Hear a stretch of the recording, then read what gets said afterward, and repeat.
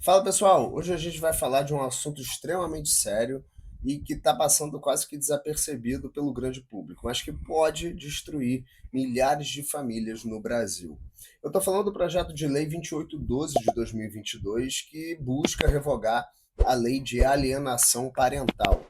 Esse projeto acaba de receber um parecer conclusivo na CCJ e que basicamente encerra os debates lá na Câmara dos Deputados. Mas a boa notícia é que eu conversei com o deputado Jordi e ele falou que vai apresentar um recurso para que o assunto seja debatido pelo plenário por todos os deputados. E eu também vou falar com os deputados do Partido Novo para que eles votem contra essa lei, que é um absurdo e vai causar sérios problemas sociais aqui no nosso país.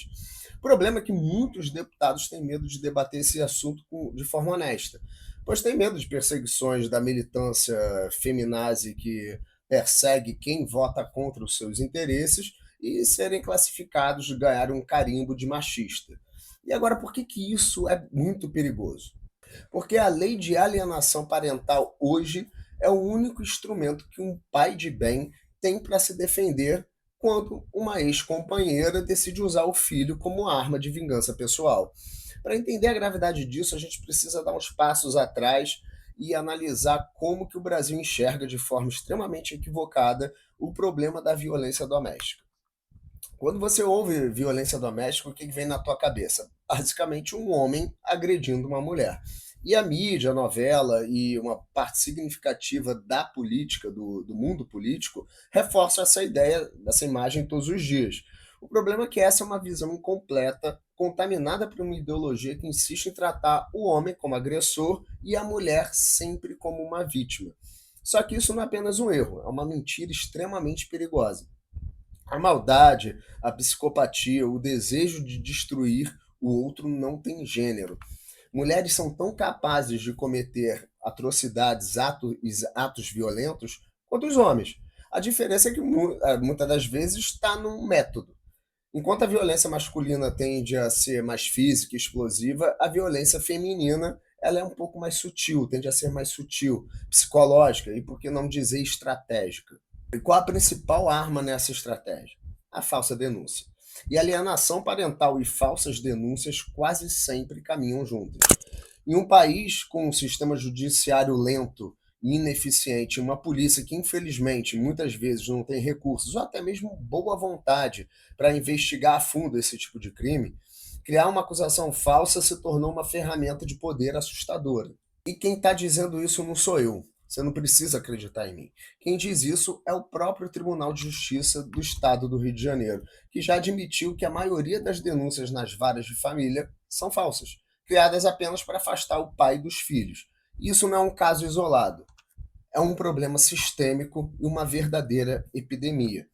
Chegamos num ponto em que de tamanho absurdo, onde uma delegada não apenas deixa de investigar, mas incentiva que mulheres façam falsas denúncias como arma de violência institucional.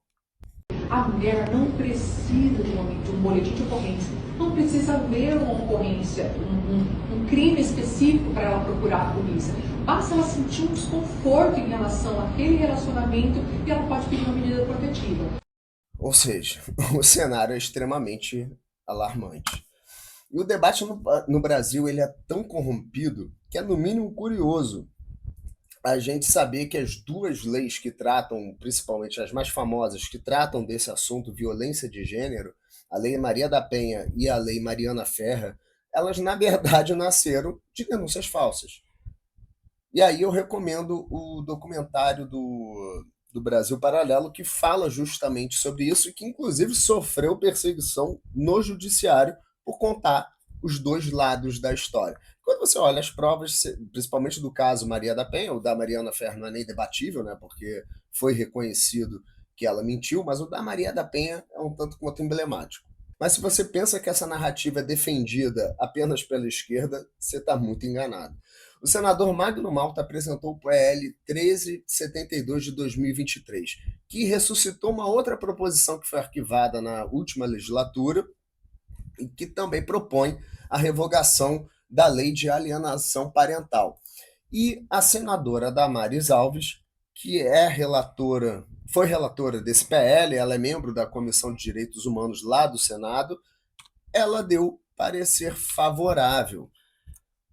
Ou seja, dois senadores que se posicionam como conservadores de direita, que são defensores da família, estão na linha de frente para remover a única proteção legal que mães e pais têm contra pais ou mães abusadores. Isso mostra que o problema ele é muito mais profundo. Não é sobre esquerda ou direita, é sobre narrativa ideológica que se infiltrou em todo um espectro político e que se recusa a enxergar a realidade dos fatos. Uma pergunta justa seria: ok, mas qual que é o tamanho desse problema? A verdade é que a gente não sabe. E não sabemos porque os institutos de pesquisa que deveriam nos dar esses números estão, em grande parte, dominados por essa mesma ideologia. Vamos pegar, por exemplo, o Atlas da Violência do IPEA, que é um documento que se propõe a mapear a violência no Brasil. Quando a gente olha para o índice do relatório produzido por eles, fica evidente que o objetivo do relatório é criar números que vão dar sustentação às narrativas vitimistas da esquerda. Não existe nenhuma preocupação em entender o real cenário da violência como um todo no país. Por exemplo, se a gente procurar nesse relatório os dados sobre a violência doméstica contra homens, não vai encontrar.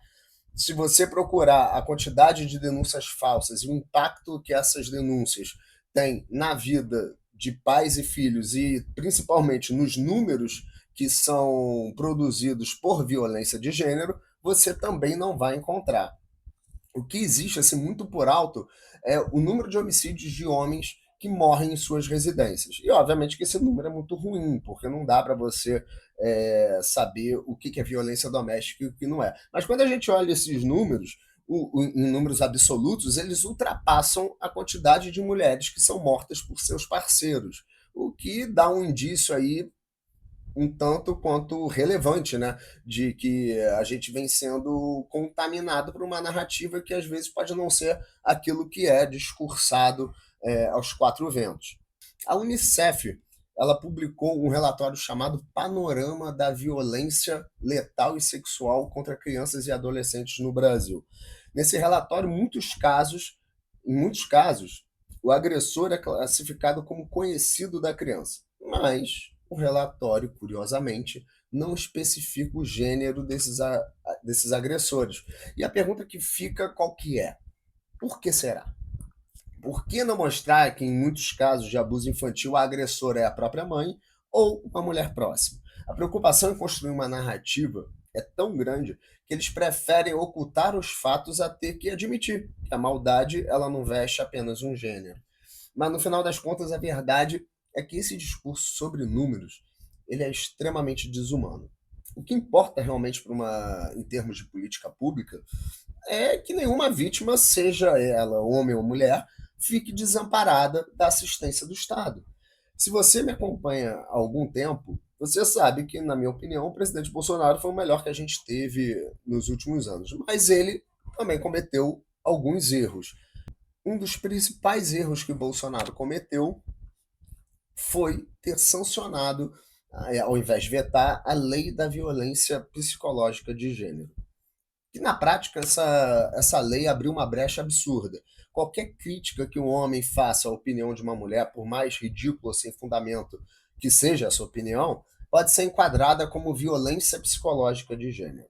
Criou-se no Brasil um ambiente onde o debate honesto é criminalizado e a mulher é tratada como um ser incapaz de ouvir uma discordância. Isso só reforça um ponto central. A violência e crueldade, elas são humanas, não são masculinas. E o que antes era uma luta por direitos iguais, há muito tempo se tornou uma luta por poder. E a gente vê um exemplo disso quando diversas parlamentares ou políticas passam a utilizar leis de violência de gênero, de violência política, como forma de perseguir lá no judiciário e tentar caçar o mandato de alguns parlamentares, quase sempre de direita, que criticam ou discutem, às vezes, de uma forma um pouco mais acalorada, as propostas e opiniões equivocadas dessas parlamentares. E você pega, por exemplo, o caso da Marina Silva, né? Quando você olha lá a audiência no Senado, você vê que não teve nada demais. Foi um debate em que ela foi extremamente criticada, com muito fundamento, porque ela é a pior ministra do meio ambiente que a gente já teve.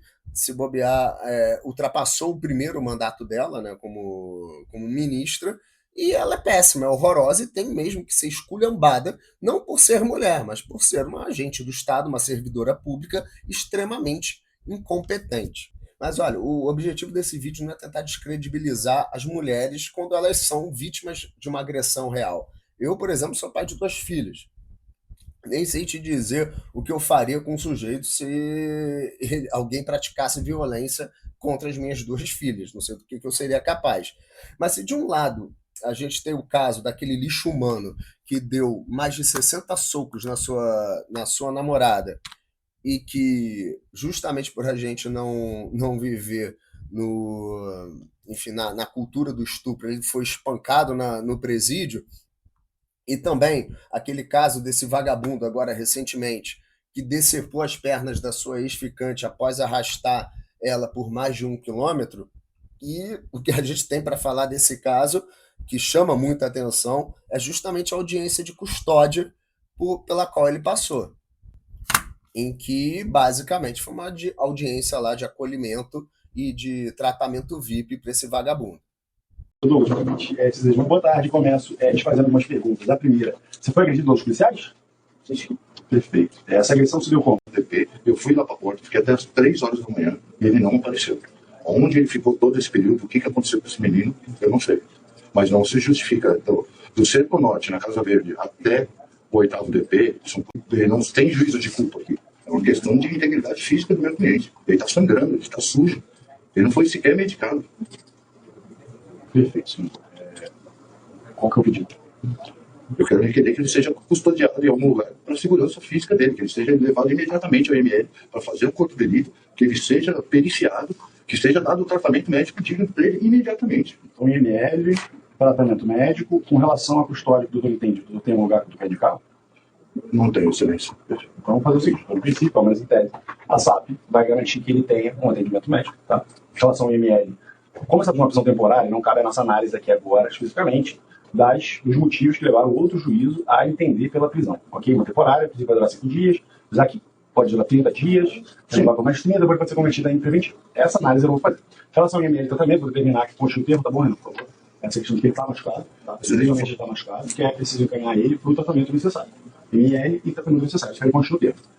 Com relação à garantia da segurança dele, doutor, isso aí a SAP, menos. Ou seja, por muito pouco ele não foi solto e, segundo advogado lá, ele apanhou muito. Se você me perguntar, eu acho que ele apanhou foi pouco. Mas se a gente tem esses casos de um lado, por outro, a gente tem infinitos exemplos de mulheres que agridem, que cometem violência, que matam, que, enfim. Como, por exemplo, o caso da mulher que enforcou a enteada de 7 anos e que queimou seu ex-marido. Tem também o caso do menino Juan Maicon, em que ele foi torturado por anos, esfaqueado, degolado, esquartejado, teve os olhos perfurados e a pele do rosto arrancada. E as autoras foram a mãe e a sua companheira. E na denúncia do Ministério Público, o promotor foi muito claro, tá? A mãe tinha um sentimento de ódio pelo filho por causa do pai da criança. Isso tem nome, é alienação parental. Só que levada ao extremo do seu exemplo mais doentio e macabro. A lei de alienação parental, ela não é uma lei do homem contra a mulher. É uma lei de defesa da criança. Ela existe para garantir que o filho não seja transformado em um órfão de pai vivo ou de mãe viva, por puro capricho, vingança ou maldade de um dos genitores. Revogar essa lei, como querem as feminazes lá com seu lobby no Congresso, e que está sendo acolhido por vários políticos hoje, infelizmente, e alguns até que se dizem de direita, é remover o único escudo que protege essas crianças. É dar carta branca para o abusador psicológico, para a mãe vingativa, para o pai manipulador, é dizer que o sofrimento de uma criança usada como massa de manobra, ele simplesmente não importa. E esse tipo de conduta da alienação parental tem danos absurdamente severos na formação, na criação de qualquer pessoa. Com ele, era como se eu estivesse traindo a minha mãe, sabe? Tive a primeira conversa de adulto, assim, com meu pai. Dele falar as coisas, de como tinha sido, que ele tinha separado da mulher, que não tinha separado dos filhos, e que sempre estava presente, que era um pai presente, que queria estar com a gente. Tive realmente uma mãe muito maravilhosa. Mas eu lembro também que essa mãe maravilhosa falava muito mal do meu pai. Então eu cresci com esse ódio do meu pai. Então quando eu comecei a ter consciência, olhando pra trás agora, eu vejo que ela atrapalhou muito nessa relação com meu pai. Se ela tivesse percebido que meu pai não deu certo com ela como homem, e que isso não interferiria ele como pai, podia ter sido tão mais saudável, sabe? Eu tentei explicar 1000 vezes pra ela o que tinha acontecido, mas ela não acha que tá errado, ela não acha que fez nada errado, ela não acha que ela teve nenhuma influência da gente odiar meu pai. Pois é, a luta contra a revogação da lei da alienação parental, ela não é uma guerra dos sexos. É uma batalha pela sanidade, pela justiça e, acima de tudo, pelo direito fundamental de uma criança de amar e ser amada, tanto pelo seu pai quanto pela sua mãe.